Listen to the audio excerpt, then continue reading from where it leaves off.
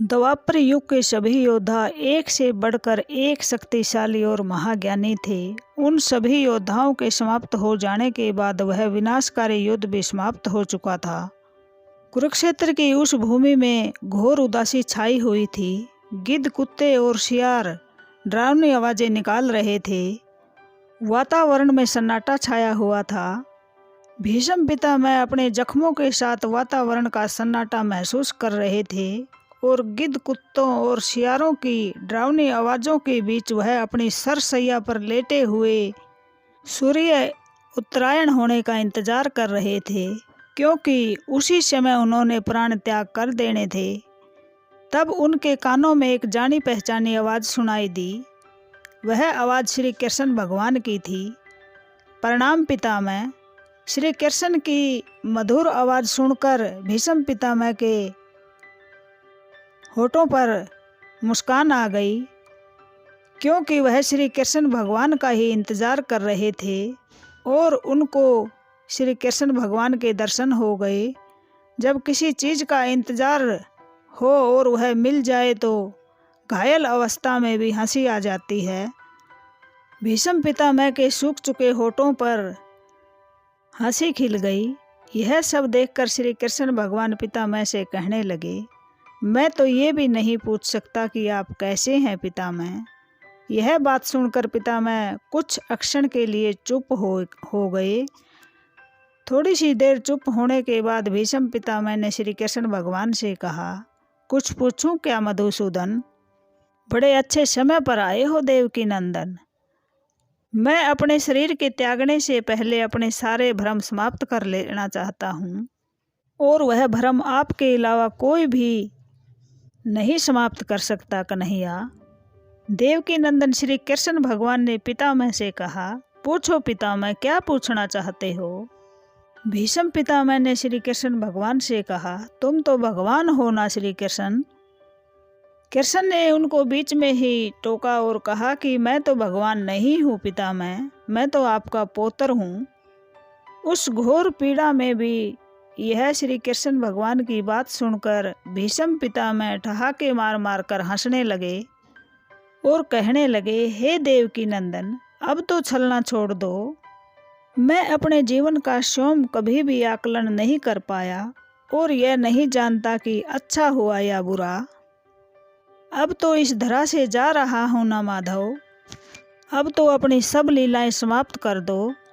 भीष्म पितामह की यह बात सुनने के बाद श्री कृष्ण भगवान भीष्म पितामह के थोड़ी सी और पास आए और कहने लगे, पूछो पितामह, क्या पूछना चाहते हो? भीष्म पितामह ने श्री कृष्ण भगवान से कहा, इस युद्ध में जो हुआ क्या वह सही था माधव? किसकी ओर से पितामह? श्री कृष्ण भगवान ने भीष्म से पूछा। पांडवों की ओर से ही पूछ रहा हूँ ना माधव, क्योंकि कौरवों का तो कोई वजूद ही नहीं रहा। जैसे कर्म उन्होंने किए हैं उसके अनुसार वह सब समाप्त हो चुके हैं, इसलिए अब तो पांडवों के बारे में ही पूछना चाहता हूँ माधव। क्या ये सब सही था कृष्ण? आचार्य द्रोण का वध, दुशासन की छाती का चीरा जाना, दुर्योधन की जंगा का तोड़ना, जयद्रथ और कर्ण के साथ हुआ छल, क्या यह सब उचित था माधव? इन सब प्रश्नों का उत्तर मैं कैसे दे सकता हूँ पितामह? यह तो पूछो छल करने वाले अर्जुन से, जंगा तोड़ने वाले भीम से। मैं तो इस युद्ध में था ही नहीं ना पितामह। मैंने तो हथियार भी न उठाए और न उठाने की बात करने के बाद ही मैं अर्जुन का सारथी बना था ना पितामह। तब भीष्म पितामह ने श्री कृष्ण से कहा, अब तो छलना छोड़ दो देवकी नंदन। क्या आप हमेशा छलने की ही बात करते रहोगे? सारा विश्व कहता रहे कि युद्ध पांडवों ने जीता है, युद्ध अर्जुन और भीम ने जीता है, लेकिन मैं ये सही नहीं मानता, क्योंकि सही तो ये ही है कि युद्ध आपने ही जीता है और यह सिर्फ आपकी ही विजय थी कन्हैया। तो मैं पांडवों से उत्तर क्यों पूछूं कन्हैया? मैं तो ये सब तुमसे ही पूछूंगा ना। तब श्री कृष्ण भगवान भीष्म से कहने लगे, तो सुनिए पितामह, आप मुझसे ही सुनना चाहते हो ना? कुछ भी बुरा नहीं हुआ पितामह, कुछ भी अनैतिक नहीं हुआ, और वही हुआ जो होना चाहिए था पितामह। ये छल तो किसी युग में हमारे सनातन संस्कारों में नहीं थे ना कृष्ण, फिर ये सही कैसे हुआ माधव? तब श्री कृष्ण भगवान पितामह से कहने लगे, इतिहास से शिक्षा ली जाती है पितामह, पर निर्णय वर्तमान की परिस्थितियों के आधार पर ही लेना पड़ता है। हर युग अपनी तर्क और अपनी आवश्यकता के आधार पर ही अपना नायक चुनता है पितामह। राम त्रेता युग के नायक थे, मेरे भाग में द्वापर आया, इसलिए दोनों युगों का निर्णय एक जैसा नहीं हो सकता पितामह। भीष्म ने कहा, मैं समझ नहीं पाया माधव। तब श्री कृष्ण भगवान पितामह से कहने लगे, राम और कृष्ण की परिस्थितियों में बहुत ही अंतर है। राम के युग में खलनायक भी रावण जैसा शिव भगत होता था ना पितामह। रावण जैसे पापी के परिवार में विभीषण जैसे संत हुआ करते थे पितामह, और बाली जैसे खलनायक के परिवार में तारा जैसी विदुषी स्त्रियां और अंगद जैसे सजन पुत्र होते थे। उस युग का तो खलनायक भी धर्म का ज्ञान रखता था, इसलिए राम ने उनके साथ कोई छल नहीं किया।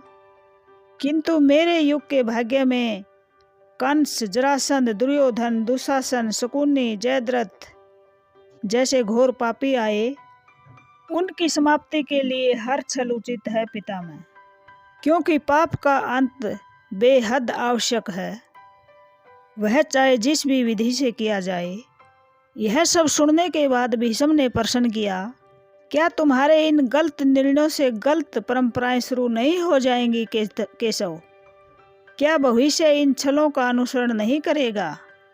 अगर यदि किया तो क्या यह उचित होगा केशव?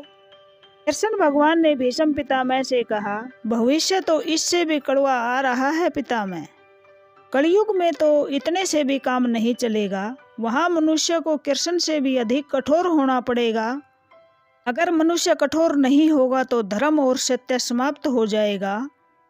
जब क्रूर और अनैतिक शक्तियाँ सत्य और धर्म का सर्वनाश करने के लिए आक्रमण करें तो नैतिकता का कुछ भी अर्थ नहीं हो जाता पितामह, यानी नैतिकता अर्थहीन हो जाती है।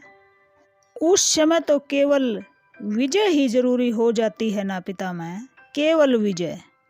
इसलिए ये सब भविष्य को सीखना ही होगा पितामह।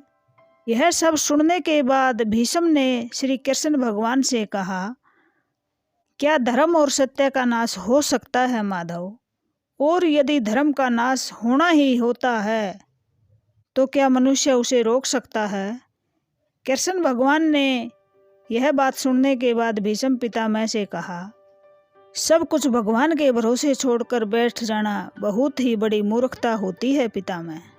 मूर्खता इसलिए होती है पितामह क्योंकि ईश्वर स्वयं कुछ नहीं करता, केवल मार्गदर्शन करता है पितामह। सब कुछ मनुष्य ने ही करना पड़ता है। आप मुझे भी भगवान कहते थे, मैंने कुछ किया क्या? मैंने तो पांडवों का मार्गदर्शन किया, वह सब धर्म के प्रतीक थे, इसलिए मेरे मार्गदर्शन पर चलते रहे। उन सब ने बहुत ही कठिन मार्गों पर चलते हुए विजय हासिल की है पितामह, और यह विजय तो प्रकृति का संविधान है पितामह। युद्ध के प्रथम दिन मैंने ये सब अर्जुन से कहा था। अर्जुन को मैंने युद्ध के पहले दिन ही गीता का ज्ञान दिया था, क्योंकि अर्जुन युद्ध करने के लिए तैयार ही नहीं था। धर्म और सत्य की रक्षा करने के लिए यह युद्ध बहुत ही जरूरी था ना पितामह। इसलिए जो ज्ञान मैंने अर्जुन को युद्ध से एक दिन पहले दिया था वही परम सत्य है। भीष्म पितामह ने जब श्री कृष्ण भगवान की ये सब बातें सुन ली और उनको समझ में आ गया तो वह संतुष्ट हो गए। उनकी आंखें धीरे धीरे बंद होने लगी। भीष्म ने श्री कृष्ण भगवान से कहा, चलो कृष्णा, यह पृथ्वी पर अंतिम रात्रि है, कल सच में ही चले जाना होगा। अपने इस अभागे भगत पर कृपा बनाए रहना देवकी नंदन। कृष्ण भगवान ने भीष्म की बातें सुनकर मन मन में कुछ कहा और भीष्म को प्रणाम करने के बाद युद्ध भूमि से लौट गए। पर युद्ध भूमि के इस डरावने अंधकार में भविष्य को जीवन का सबसे बड़ा सूत्र मिल गया, और वह सूत्र यह था, जब अनैतिक और क्रूर शक्तियां सत्य और धर्म का विनाश करने के लिए आक्रमण करें तो उस समय नैतिकता का पाथ आत्मघाती होता है। अंधकार समझता है कि मैंने प्रकाश को ही निगल लिया है, लेकिन प्रकाश की कभी भी मृत्यु नहीं होती। श्री कृष्ण भगवान और भीष्म पितामह की यह सब ज्ञान भरी बातें आपको कैसी लगी, कमेंट करके बताएं। वीडियो को लाइक व शेयर करें। धन्यवाद।